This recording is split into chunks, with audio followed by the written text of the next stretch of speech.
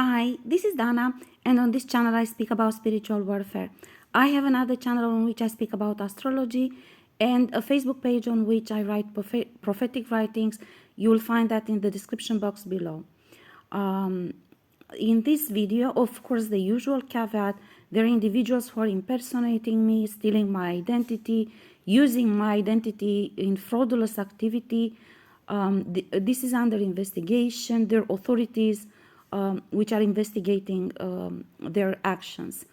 Now, in this video, God has guided me to pick up the last topic because I got cut off. The memory card ended. So God wanted me to finish this before I move on and start with new topics. And namely, going back to the last video, the topic was dealing with toxic people who, of course, try to harass you. They have a certain agenda, and they get to the point when they play the victim and so on. I got a new image for my videos. This is a t-shirt which I wore in my spiritual journey, and it says love yourself. Yeah, and I think this is very telling for this topic. You need to love yourself and to understand that there are people who either being manipulated by others or just by themselves, they have toxic agendas for you. Now, as I said in the video about transmutation, how you transmute a relationship, you need to understand you cannot fix everyone. And this is something that I established for myself at a very young age. Namely, that I have certain things that I want to achieve. I will not allow other people to stop me and to drag me into drama, into particularly into conflictual situations.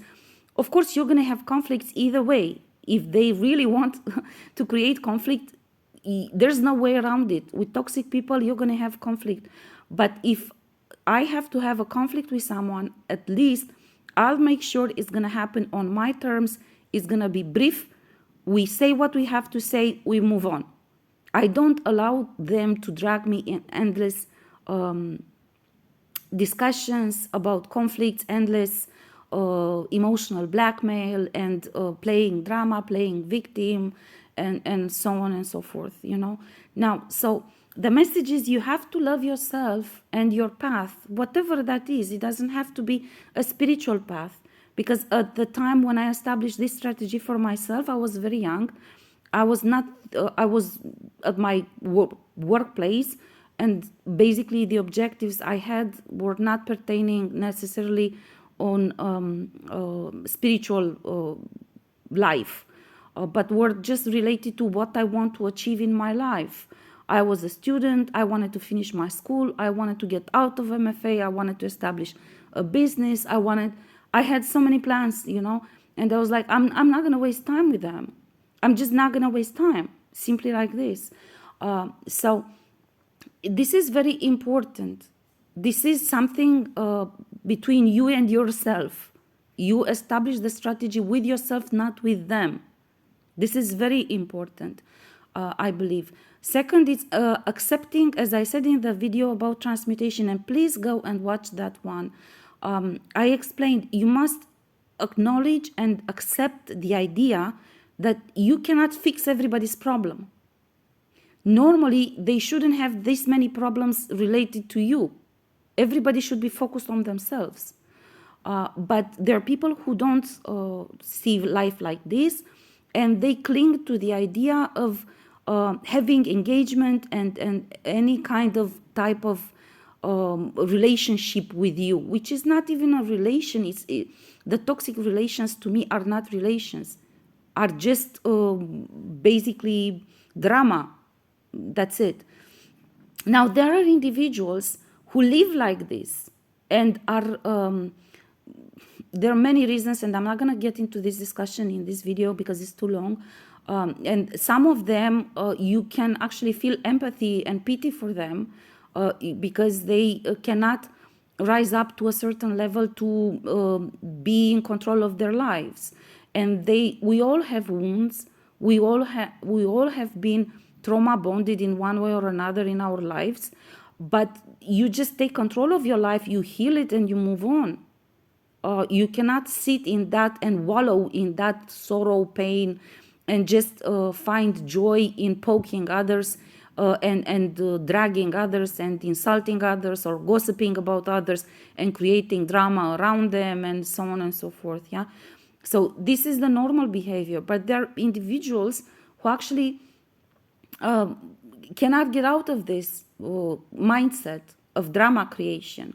And these people usually don't get far, or if they get far in their lives, in their careers, usually they do so by doing harm to others, by gossiping, slandering others' names, and so on, and stealing their rights to promotions, to something, So really, it's either way, doesn't really matter how they play this drama creation thing. They're not healthy environment for you. So it's important that you set boundaries and you establish for yourself a strategy. But understand that when I say you establish a strategy, that means you with yourself. You decide with yourself what is the strategy to deal with these people. Again, some of them might not have a conscious ill intent, but they're doing harm to you. And the fact that they're not capable to be mature enough to sit on their ass and understand that they're doing harm to you is their fault, not yours. And they are not kids, so you don't have the obligation to sit with them, to do therapy with them, and to explain to them or to investigate with them their whole life to understand where this comes from. Yeah, you can do that too, but I have done this as well myself with some people that either that they were close to me or that we grew up together, and I figured, since we know each other since childhood, I should pay attention and try to help this individual and so on. Or even it happened to me even with individuals who were in my team, and either that they were I saw them being very young and I wanted to help them, or that I just felt pity for them or whatever and I wanted to help them.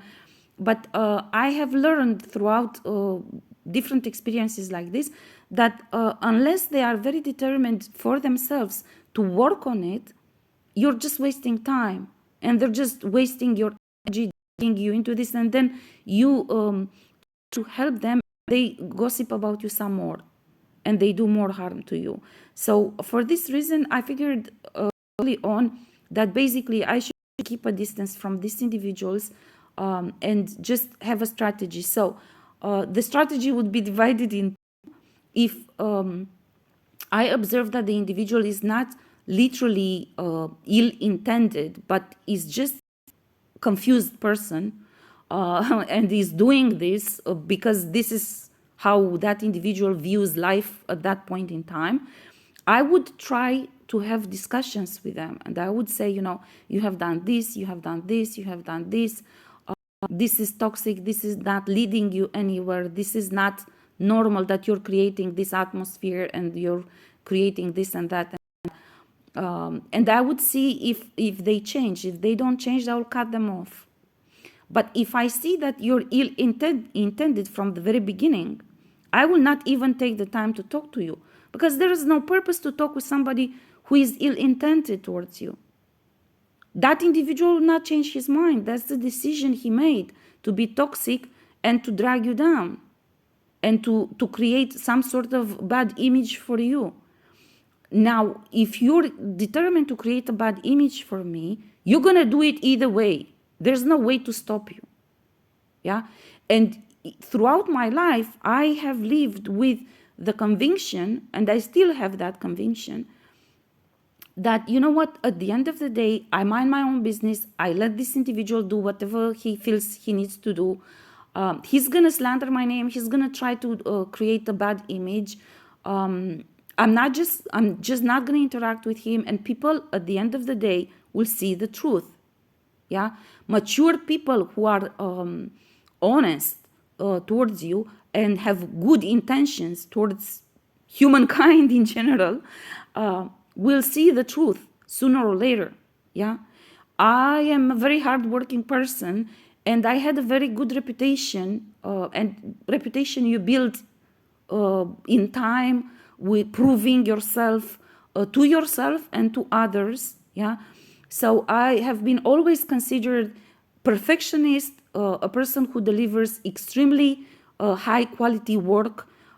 And I actually used to have a boss. I remember that basically at some point I had a boss who used to say, for Dana, her files, the files that she's responsible of, or projects that she's responsible of, are like her little babies. So it doesn't matter if I call her at 2 a.m. or 7 a.m. or 5 p.m., she's gonna know the best advice. And this individual actually used to go on delegations. He was actually a level individual, and he was going on delegations, and before meetings, he wouldn't even read the paperwork prepared for him. Before anything, he would call me on my files, and he will say, okay, this is the official position, which we have in talking points, of course, and in speech. But what is your opinion on this? What do you think I should do? And I appreciated the fact that he trusted more my opinion. And he knew, because he knew I will never give an opinion superficially or just to speak to hear myself speaking, because there are many like this in diplomacy.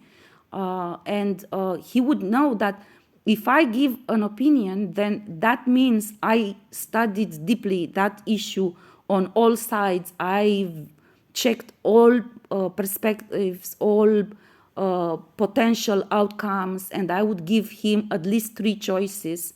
And I would basically tell him, this is the best one. If you cannot pull this one off, try this one. If this one doesn't work, fallback position would be this one. And usually what I would recommend was not the official position. The official position usually was the dullest one, the one that would basically wouldn't change anything, wouldn't produce any outcome, would just recite a status quo and so on. So I knew myself. I knew that people know that they can trust me, they can rely on me, that I will produce a high quality outcome, and that at no point in time would I take lightly or superficially my job, and so on and so forth. Yeah.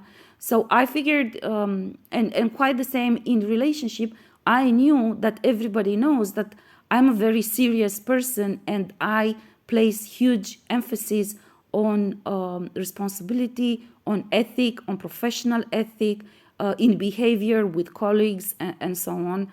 And I wouldn't be a superficial bimbo kind of person that I would allow any kind of behavior which breaks the protocol of the institution or so on. So I knew that I already have a very solid reputation, even from a very young age.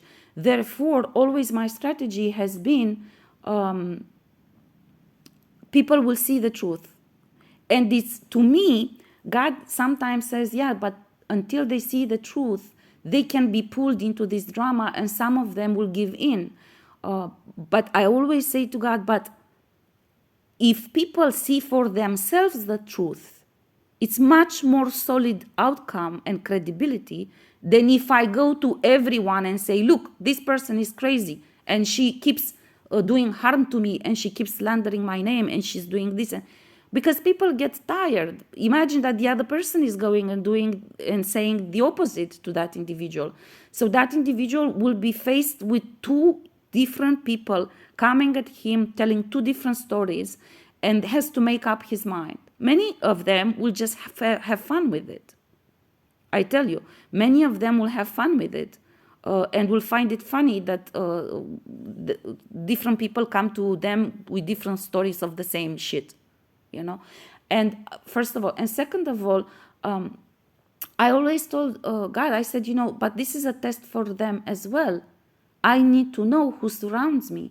So if somebody gives in to gossip and slander and so on, and chooses to believe what somebody else says, regardless of my behavior, which has been proven, then it means that that individual himself has some sort of ill intent towards me. Yeah. So I'm not sure that this is not necessarily the best strategy. God told me to talk about my strategy, so I'm just telling you my strategy. So this is the background information, and now dealing with the toxic individuals themselves. As I said in the previous video, I will take my time and I will observe that individual. Yeah. And now it matters if that individual is just somebody at a distance from you, or it's somebody close by in your immediate circle. So then it's his behavior or her behavior has more impact. Yeah. So depending on that, you give more or less attention to this. Yeah. And I will give, as I observe that individual, I would give tests without speaking to the individual. I will check to make sure that I'm making the right decision. And I will investigate to make sure, is that individual on purpose lying about me, or does that individual believe what he says? If he doesn't believe what he says and he only says it in order to do harm on me, really it doesn't make sense to talk to him. If I know that you're lying about me and you know you're lying, why would I talk to you? To tell you what? That I know you're lying? Where is this leading? How is this helping anyone, me or the other one? He's not going to stop just because I know. That's a fact. Because if that individual put that effort in to create lies about me and to go to others and slander my name on purpose, it means that individual either is paid or asked by someone to do this, or has a personal agenda against me. So therefore, why would I talk to that individual? If I check, I investigate, I give tests, and basically the outcome is that he's doing it or she's doing it on purpose, then why would I waste time to talk to that individual anymore? My personal opinion is that that doesn't lead you anywhere. Yeah. So if I decide and I clarify with myself that you're doing this on purpose, I will ignore you. I will ignore you because it's clear to me that you want a reaction from me. And basically, as I said in other videos, I have an ability to ignore you like you cannot imagine. I cannot even explain. I can literally, you can be in my face and still don't exist to me. And when I say this, I want to explain very clearly. It doesn't mean that I hate that individual. It doesn't mean that I have resentment against that individual. It just means, and I remember I used to have a desk colleague with whom I was talking about this, and he was laughing because I was telling him, really doesn't exist for me. That person doesn't exist for me. I don't hate him. I don't have resentment. I have nothing, doesn't exist. I used to say this, I am not here to teach behavior adults. They're adults. I'm not here to teach them kindergarten stuff. You learn how to behave in kindergarten. Yeah. I'm not here to teach them, to give them education. Yeah. So if that individual made a clear choice to do harm on me, that's between him and God. That's between him and God. And the choices you make lead you closer or further from God. That's your problem. It's not my problem.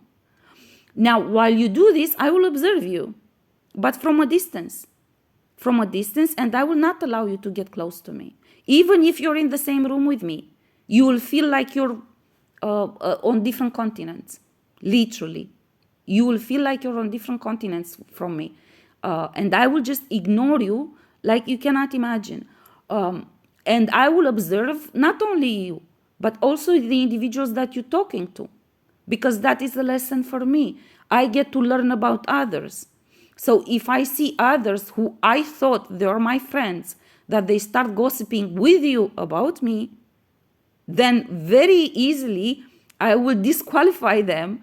They will not be my friends anymore. And I will take note of the fact that they were not only willing, but maybe eager to go find somebody to gossip about me with. Yeah. Hence, they are not my friends. So this was a good opportunity for me to understand that they are not my friends. Yeah. So basically, I'm just observing.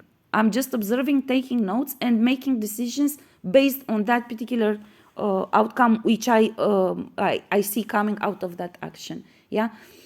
Again, if it's an individual who I believe is not ill-intended, determined to harm me, but is doing that on everybody, because I have met many individuals like this, who literally, they lead their life like this, gossiping about everyone, slandering everybody's name.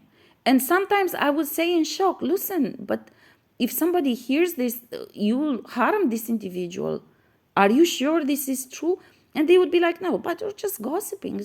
We're just time to pass by.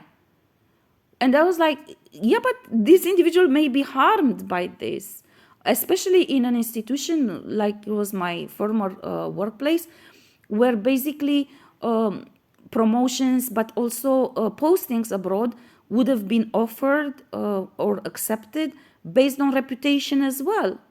If you had a bad reputation, no ambassador would want to work with you abroad.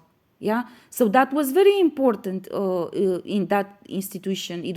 That's an institution where basically personnel is rotating a lot. So you change. It's also a good thing. You get to change the team in which you work. You get to go abroad in different countries. You change colleagues, boss, everything, topics. So sometimes it's a good thing, especially when you have toxic people around you.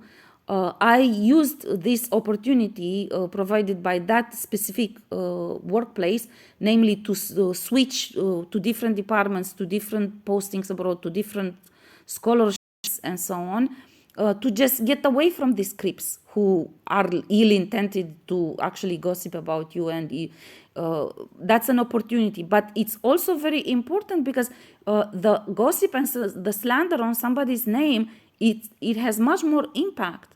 Namely, that the opportunities for that individual to be promoted or to be taken in consideration for posting abroad will be affected by the gossip which you're spreading around about that individual. Yeah, so it has two sides of it. But again, and I used to say this to individuals, but literally they didn't have the maturity, some of them, and they just felt like it's funny to gossip about everyone. And actually, they would start the day early in the morning. They would come in the morning and they would be, okay, I'm going to go have a coffee and see what's the gossip in the institution. I'm literally telling you, seriously. And I'm like, how the fuck can you do this? I don't understand. Why don't you sit on a chair and establish some objectives for yourself? What do you want to achieve? They literally didn't see life the same way as me. Yeah. So there are some individuals like this who are basically taking this lightly. They think this is fun, this is entertaining, this is socializing. I think this is at least immature people, to say the least. And you can do this for a while, but I cannot imagine that you can grow old doing this and not seeing the harm you're doing onto others. Anyhow, of course, gossip also differs. You can say innocent things but still harm somebody, or you can say really, really bad things which are really damaging that somebody's reputation, which again come to ill intent. Yeah, but then if it's ill intent, if it's one of these individual superficials and so on, and I figure that they do gossip and stuff like this, I will try maybe to talk to them, to have a discussion, and I would say, especially if they would say something in my presence, I would actually try to explain that this is not normal, this is not true, don't say this again, this is not acceptable. But even with these individuals, you see, even if they do it just for the fun of it, you know, what are you gonna get? Where is this gonna lead you? They live their life like this, doing this. What do you expect to get from this discussion? Nothing. If they are ill-intended, on the other hand, though, it's part of the strategy not to talk to them, and I'll explain to you why. Because toxicity and all of this harm doing, literally all of it comes from a spirit and demonic attachment. Yeah, there is a darkness which is feeding from that. I am telling you, and is feeding from that individual as well, because you must understand, as that individual is doing this harm onto others, is giving food to feed that darkness, and literally I can call them, they can become dominions of these dark forces which feed from gossip, slander, doing harm onto others, and so on. Yeah. So literally, I just don't believe it leads anywhere, but it's important to understand that they have some sort of darkness. But the other ones who are doing it on purpose, yeah, those one feed from your reaction to it, not only from the outcome of it, but from your reaction to it, because you become angry, sad, hurt, whatever, some sort of emotion. They have dark attachments which feed on that. They need that. I'm telling you, they need that. They need to be into a fight. They need to have a fight. But this is the type of emotion on which that darkness is feeding. It's a darkness attachment on them, which some of them, I must say, some of them might have inherited from family.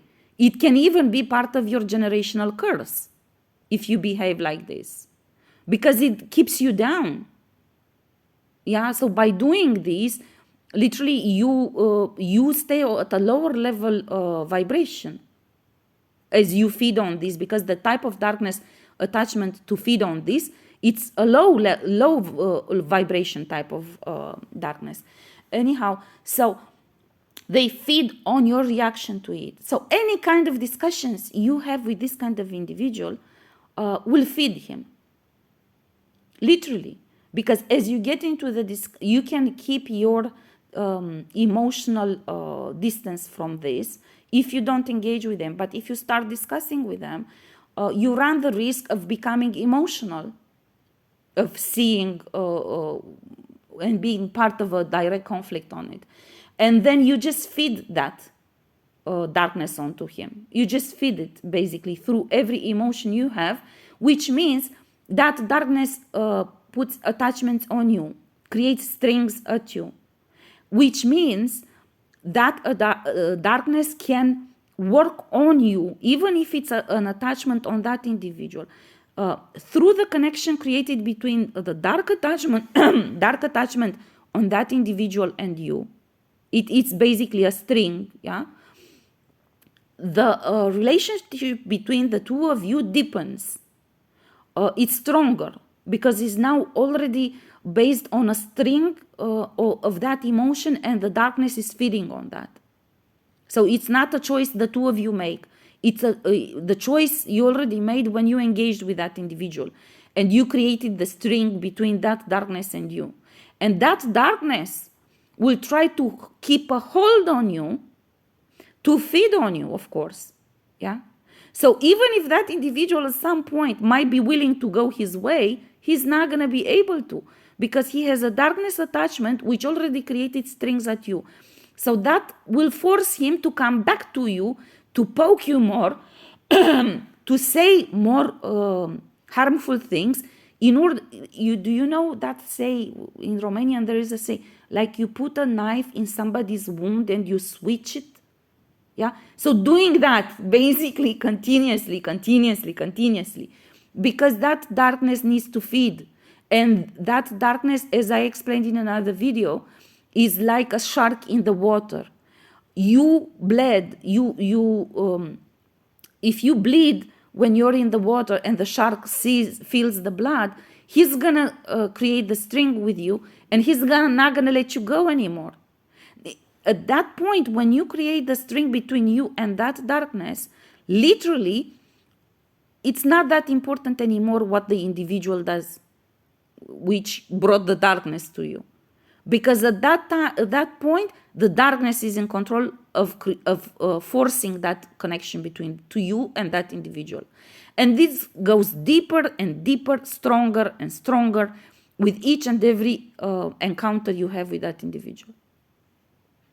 I hope I'm describing this right and you get the picture. I'm telling you, this is how it goes. I remember I used to have a boss in 2013 who basically was very annoyed by he was having fights with everyone. He was extremely he was this kind of individual, and he was I don't know how to say, he had fights with all individuals that he came in contact with at some point, particularly his team.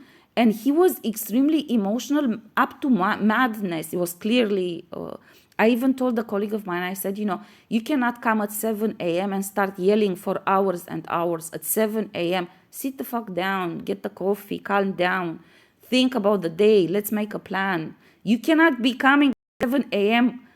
angry. There's got to be something wrong in your life. If at 7 a.m. you're already angry and you start yelling at 7 a.m., it's not possible. At some point, after a number of months, he wanted to get into a fight with me, basically. But literally, the discussion we were having different opinions about an issue. I believe, confirmed by my very long experience in event planning and managing, that I was right. Also, my colleague used to believed also that I am right. But this boss basically wanted to have a fight, so he started yelling at me, But as I said, I can ignore you. And I'm telling you, I ignored him completely. He kept yelling and yelling and yelling, and I ignored him completely. He yelled for a while, At some point, if he saw that there's no reaction from me, and that I'm not impressed in any way, and I have no emotion towards whatever he says, he says, okay, now you tell me your opinion. But he kept yelling for like more than half an hour until then. And I explained to him, listen, I did this, you said to do this, I did this. Now, you're not happy about the outcome because you're not sure that what you told me to do, it was the thing. But that's not my problem. You told me to do that. So I did it. It was basically about a conference which we were supposed to organize in Brussels. And he said to confirm that we are hosting the event, we are doing this, we are doing that. And now, basically, after a month, he changed his mind. He was not sure, basically, in fact, the political scene in Romania was unsure. And he was not even sure that he's going to be in the government next year when this event was supposed to take place. So he was not happy with the fact that we already made all the arrangements in Brussels. But that's not my problem, I was going to say. This is not my problem, your reality changes because you're in politics, and because in politics in Romania, basically, you don't know from one day to another what happens. That's your problem, not mine. Anyhow, I did not explain all of this. I said, you told me to do this, I did it. Now you changed your mind, it's not my problem. I cannot explain to you. He started yelling again, for like, and I literally ignored him. And I'm telling you, as he kept yelling, he was actually, I could see darkness in him. I could see the darkness in him going crazy, literally going crazy, because I was not feeding it. I had no emotion in my mind. I was like, this man is sick. I should just ignore him, let him yell whatever until he's done. To me, it's very clear that the problem is that he's very insecure about his position and his party involvement in government. And you know what? You can, if you have nobody else to yell at, you can do this here, because I see you cannot control it. But it's not ethical, it's not professional, and I'm not paid for you to yell like this at me for no reason whatsoever, because I did what you said to do, And Actually, I even told him, he yelled for 1 more hour, and at some point he couldn't breathe anymore. I'm telling you, he couldn't breathe anymore. He kept yelling and yelling and saying the same thing all over and over again. And I think it was already like an hour and a half or 2 hours since he was yelling like this on the same topic. There was no other topic to talk about, just this. He kept yelling about the same topic.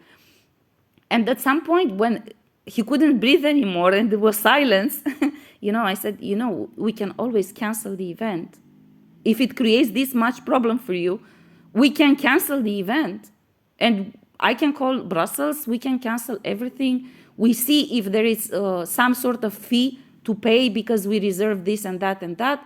And we find a way to deal with that, and you figure out, because if this changes, is your party's problem, not mine. I didn't change. I don't work for your political party. I'm working in MFA. You came to MFA sent by your political party. That's your problem. That's my problem. It's not related to MFA. That's related to the political party. Okay? And he started yelling again. At some point, he finished yelling because he didn't have strength anymore. He didn't have strength. He didn't have breath. He literally was exhausted from yelling on the same fucking topic, which literally he didn't want to decide anything else, because I gave him options. I said, okay, let's postpone the event. We can keep the resolution, and let's postpone the event for a later date to see what's what in the Romanian politics between now and then. Okay, you don't want this, then let's cancel the event and let's see what's the outcome, and we see how we can manage. Maybe you can switch with another event to take place there for this reservation and so on. Nothing. He didn't want anything else. He just wanted to keep the situation the same, but he needed to yell, basically. So what I'm telling you is that literally, if you don't engage with them, you just literally ignore them if you can. Of course, this one was my boss. I ignored him, but I could not just not talk to him because he was my boss. But normally, if you're not my boss, I will not talk to you. When I say I will ignore that person, I will not even talk to that person. I will say hello and walk by. I will avoid you, and I will not come to the same. I will not create embarrassing situations, and I will not get drawn into embarrassing situations. People look at us as lazy people, like they don't want to do it or stuff like this. I will not create this. It's very important to understand, to preserve your focus and to achieve something. You must keep people out of your energy to the extent possible. There are individuals who you cannot, basically. But if you can, then you should find a way to keep a distance from them, not talk to them, because they will end up feeding that darkness themselves. The purpose of a toxic person to engage with you is to feed his darkness onto you, to draw emotion from you, so the darkness would feed from you. But that darkness is attached to him. He is responsible to deal with that darkness, not my problem. Okay? So, if I can ignore you and not talk to you ever, I will. And I will observe you from a distance. Yeah? From time to time, I might make sure that you know that I don't want to talk to you because I know what you're doing. But I will not have a dialogue with you about it. I will just make sure you understand it. That's all. But if I'm forced to literally be in your presence because there are circumstances in such a way, I will not accept that you force me to feed your darkness. Do you understand? Just 1 second, because one puppy wants to come to me. Shh! Stai cu mintea! So, if I would let them, they would come and I would not be able to do the video. So, I will not allow you to force me to feed your darkness. I won't. If I'm forced to be, God is telling me that this is what I wanted you to explain, This is why he wanted me to give you this example, because there are people who cannot avoid toxic people. And let me tell you something, because I did military school. In military establishments, you tend to find toxic people. And normal people tend to become toxic in military environment because of the very strong, I don't know how to say, boundaries between hierarchical positions, and because of a lot of pressure, and it's a different environment. But what I want to say is that if you're forced to be in contact with one of these people, number one priority should be make sure that the darkness of that individual doesn't feed on you. Identify what type, how is that individual feeding that darkness, because each of them does differently. Some of them like to intimidate you. Some of them like to make you feel scared. Some of them like to humiliate you. Some of them like to embarrass you. Some of them like to mock you. Some of them like to be confrontational and insult you. Some of them, there are many different. Some of them would like, and I've seen this, and other people play into that. Some of them like you to beg from them, to ask them to help you, they like to see you humiliating yourself in front of them. And they will pull you in that situation where basically, I've seen these individuals like this, like I can fire you right now. And the other one would be, oh, please, don't fire me, please. And really stupid shit, Actually, there are individuals who would like this with me, and they will say, I don't agree with this, I can fire you. And actually, even to this boss who yelled at me for 3 hours, I told him, if you want me, I leave now. I never had any hesitation in my life when I got into a conflictual situation with anyone higher hierarchically higher than me, to say, if you want me, I leave now. Just say the word. I was going to say, I don't want to be here anyway.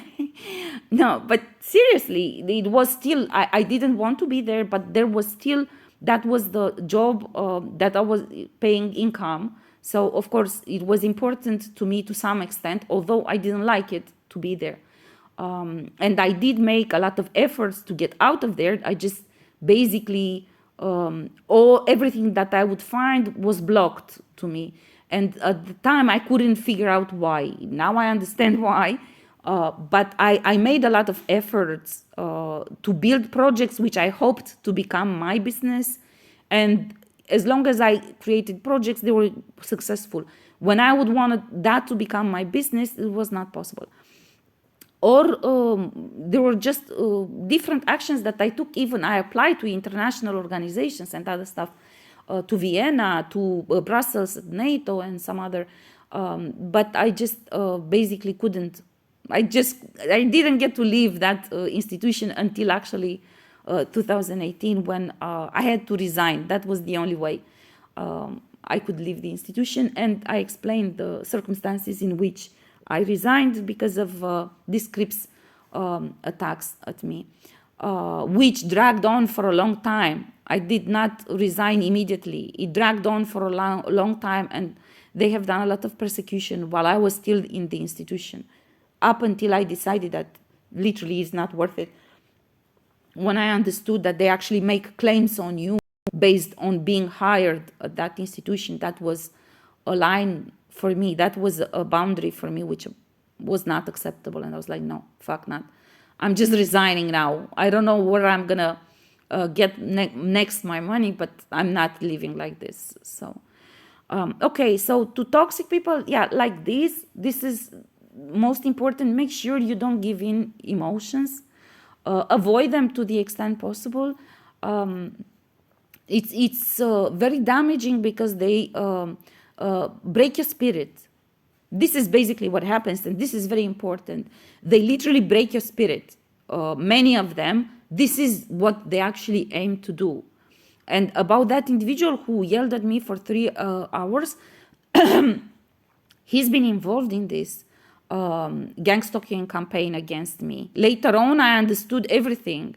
And I understood his anger. At the time, I thought he's sick. I thought this cannot be healthy. This man is not healthy if he behaves like this, you know.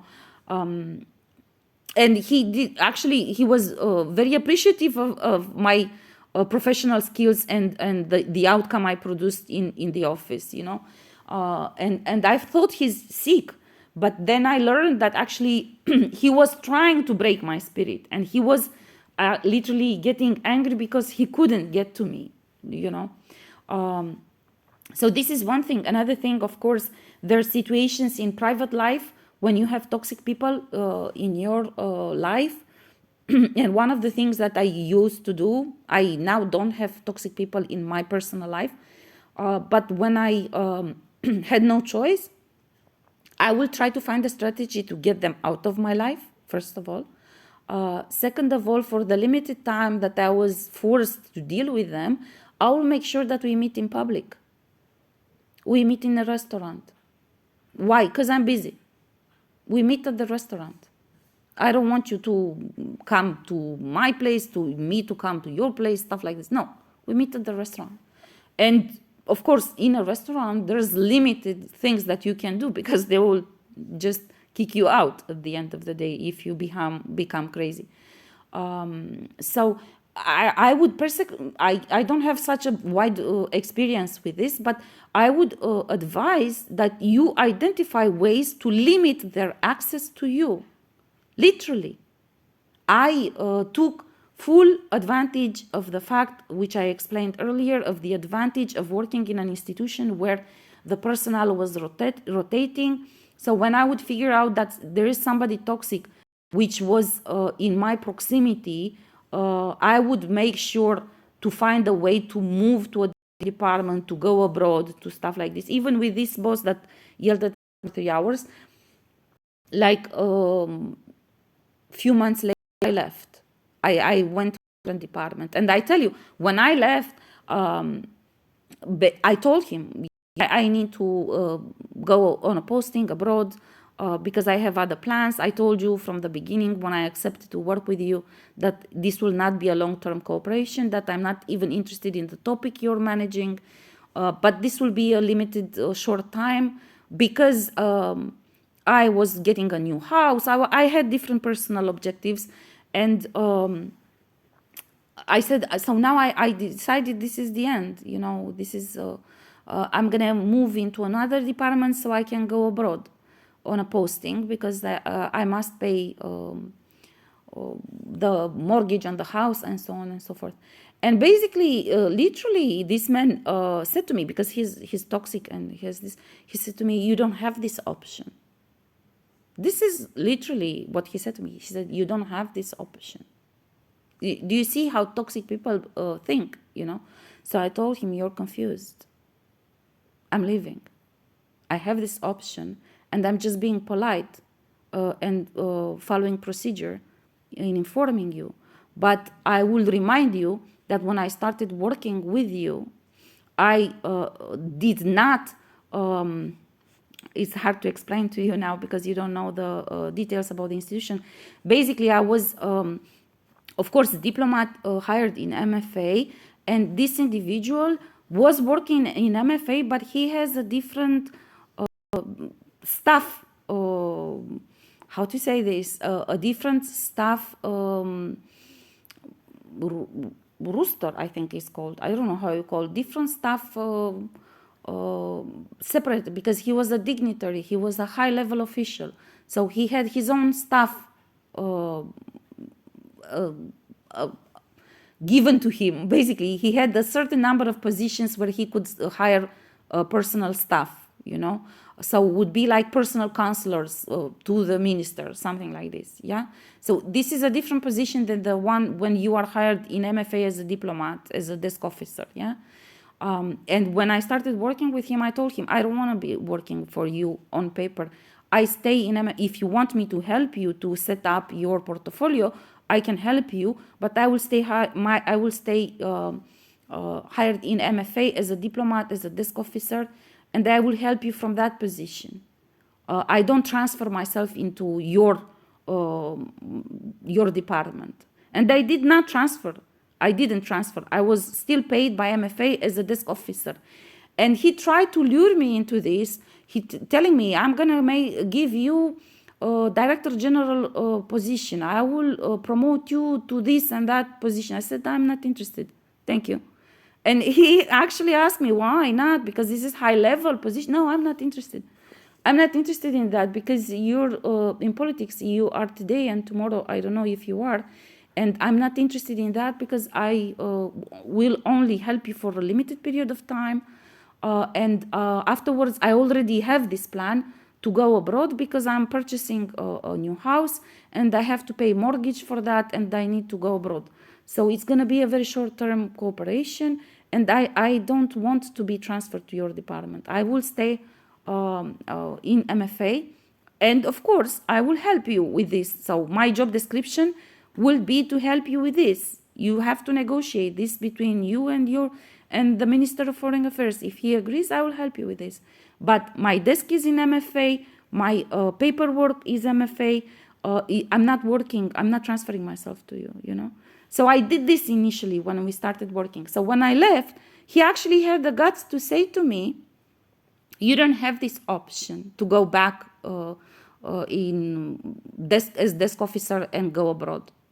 They said, no, you're confused. I do have this option because I did not transfer into your cabinet. I'm not one of the counselors. I only had the job description, which we agreed on to work on these files, but I'm still MFA. And for this reason, I literally don't even need your permission. I'm just taking all my stuff and I'm moving from floor number 1 to floor number 2.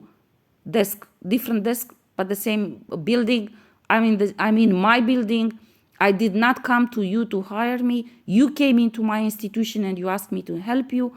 I agreed to help you to establish a portfolio if the Minister of Foreign Affairs agrees with this. But I specifically, I'm not transferring into your cabinet, and I did not transfer. Therefore, I can even take my stuff and go to my old office, which is empty, by the way, because my former department kept my desk empty, waiting for me to return. So I literally don't even need your permission, but I'm just being polite and I'm having a dialogue with you so you will know that I'm not here anymore, starting with this day, so we can agree on this. But if you behave like this, I don't even need to agree with you. I'm just taking my stuff and going. Okay, goodbye. Yeah, so this is what I'm telling you. So if you don't put boundaries, they don't have limits. This individual was crazy. He was like, you don't have this option. What the fuck you mean? I don't have this option. Who the fuck you think you are? You know, so but if you accept it, if I would have accepted what he said, I would have been there afterwards. Next day, actually, I left. I said, I'm on vacation because I already told you ahead of time that I intend to leave. If you have somebody who will take on my files, I'm willing to have talks with that individual and help give advice or explanations for whatever is not clear from behind. My files are clear. The archives are clear on this. But they don't have limits. You have to impose the boundaries because they don't have limits. And literally, it depends on you to establish boundaries and to just move away from them. And it's very important to make sure that you do it. Otherwise, they will drag you into their madness. And unfortunately, there will be a time when you learn that they actually did have an agenda, and their agenda was to harm you. So this is, I believe this is very important for everybody to understand how it works, the toxic relations, particularly at the workplace, but also in personal life. You, especially as you open up to spiritual conscience fighting, you will start learning more and more about betrayals, and you start understanding that these people that you just cut them slack for them, they actually had very ill intent, and they actually had a very clear agenda to harm you, to traffic you, to steal from you, to kill you sometimes even, to break your spirit, to kill you, to unalive you, to whatever. They have very evil agendas. And this, as I said, you will start learning as you start standing up for yourself, and you start fighting and starting your spiritual fighting consciously. This is, I don't know why God pushed me into giving this example, but maybe this is relevant to someone. And I tell you, even after I left, so I left that individual, I took all my stuff and to my old office, because as I said, it was empty. My former colleagues kept my desk empty, and I could move exactly at my old desk, basically. And he was sending SMS to me on my phone, for weeks after I left, and saying, at this and this hour in this day, we have a staff meeting. Do you understand? This is the individual who yelled at me, the one that I left from, and the one who was saying that I don't have this option and shit like this. I left, and then he was sending to me SMS asking me to come to the staff meeting. Like nothing happened. I was not the only one who left his team. There were three other people, or two or three other people who left at the same time with me. Actually, we were all considering that he's sick in his mind, actually. And his chief of staff, who was from the political party, coming with him. So they came together from the political party into MFA. Yeah. Actually, he told me, if you leave the team, let me know, because I'm not staying here, because this is madness. And if you leave, everything will fall. So let me know, because I want to go at the same time with you. And I told him, and we left at the same time. He went to his political party, and I just stayed in MFA, but I didn't work with this one anymore. And there was also his personal assistant. She left at the same time with us. So I was not the only one. And he was doing the same to them as well, because we were talking among ourselves. And this guy was telling me, he sent me SMS to come to staff meeting. I told him I already have a new job at the parliament in the political party where we came from. So I'm supposed to be at the parliament, the other side of the city. I can't come at the for staff meetings. I don't work with him anymore. So he was behaving like this, and he was sending SMS to all of us to continue to come to his staff meetings like nothing happened. Like nothing happened. I was the only one who refused to come. I said to that guy, I said, no, man, you're from the same political party with him. You people come from a different world. I don't give a fuck. I'm not coming. I don't come to anything. And I will just answer to him, I'm busy. I'm in my new, at my old new job as a desk officer in MFA, as a diplomat. I don't come there anymore. I'm not interested. And I never went to his meetings. But these other two guys, they had to go. So you can see the toxicity, because they were in the political party. They explained to me, we don't want to come to the staff meetings that he asks us to come to. But then he's creating problems for us in the political party, telling others bad stuff about us. So they will not promote us, or they will not take us in their teams and stuff like this. So they were telling me he has huge power in the political party, and he is doing a lot of harm already to us. If we don't come, he's going to do more harm to us. So literally for months and months, not that many actually, for all the time that he was in that office, he continued to force them to come to his staff meetings, although those two individuals had totally different jobs by now. Do you understand the madness of this? Luckily, the government fell soon afterwards. And his political party withdrew from government, and he was not a minister anymore, so they got free after all, But I was in shock to see that this individual used his power to torture these young people, to force them to come to his staff meetings. And I asked this because I kept good relations with everybody in the team, with everybody that worked directly with me while they were there, not with everybody in the team, because he also had some sort of sluts in his team. But I used to meet for coffee afterwards, after work, or even during lunch, because we were all in the same area. They will stop by and they will tell me. And they said, and what did you do at the staff meeting? Because it's weird to me. Is he giving you assignments? Why is he asking you? Because if you have a new job, then you cannot fulfill assignments here, because you're not here. You can.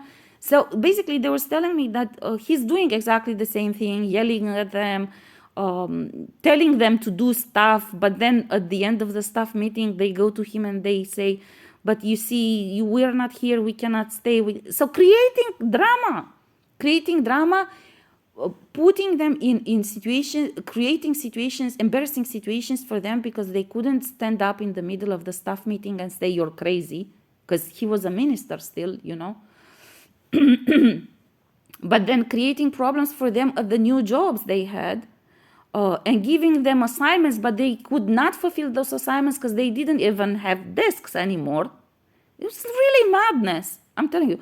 To me, I was like, I got away easy because he couldn't do anything to me. It was exactly like I told him. Basically, he had no power over me because I never transferred into his team. All my paperwork was at MFA, and I never changed that. I never accepted to transfer into his team. And basically, when I decided to leave, I just left. And I just didn't talk to him anymore and didn't go to his meetings, just like this. But he is involved in all of this madness of, and he did create a persecution strategy for me. And much of this gang stalking and all of this experience, which I have now, is part of it. But you must understand that you gotta cut them off. It's much healthier this way, regardless how much harm they do you. You must know that these people will do harm to you anyway. So this is important to keep in mind. Okay, it's over 1 hour video. I hope God is happy now that I spoke for such a long time on this topic. I don't know who has problems with this. Again, even in personal life, I've been through a divorce, so I know that even people that you did not expect can become extremely toxic and ill-intended. It is the case of my ex-husband. And literally throughout the divorce period, I never met him at home. Because anyhow, he was living with with another woman for a year before the divorce. So he was not living in the same house with me. But when we meet, I would emphasize we meet at the restaurant. You don't come at the house, because the last time we had discussion at the house, he was extremely toxic, and basically I was like, I'm not gonna put up with this. I explained this in another video. I told him, I actually told him, we can go 2 ways with this. I'm asking you to go with a graceful separation and to be polite and respectful to each other. But don't make any mistake. If you choose to go conflictual with me, I will fuck up your brain and I will create such a drama that you will not be able to get out of the house anymore. Just you choose. But keep in mind, I'm composed and calm because I choose to. But don't imagine that I cannot get angry and I cannot deal with a conflictual situation with you. So I think because there's been such a long time, 17 years, and because I don't want to add to the ugliness which already exists into this situation, I ask you that each of us behaves mature, My father went through a heart surgery recently at that time when we were having this divorce. I don't want to put him, and he was living across the street from where was staying, and he was staying. So I said, I don't want to put my father through scandal and this, because he's been through heart surgery, and I don't want him to have a problem, heart condition problem, and so on. But you know me, if you really upset me and you want me to make scandal, I will make scandal if you really want me. But you will be sorry that you started that with me. So you choose. We either go gracefully and behave as mature adult people, or we start conflict. So, but I made sure to never meet in private. When we divorced, then I was like, okay, and we're done. Why do I need to have any kind of discussions with him? You know, why get in fights about you did this, you did that, you did this, you did that? Yeah. God says to me there is a purpose, and I will talk in another video about it. But this one I will close now because it's 1 hour, and it will take a long time to upload, and because also I have other topics which I researched, and I think they're so much more important, and I'm looking forward actually to share with you information which I found in my recent research. Yeah, okay, I'm gonna close this now, and I will see you in my next video.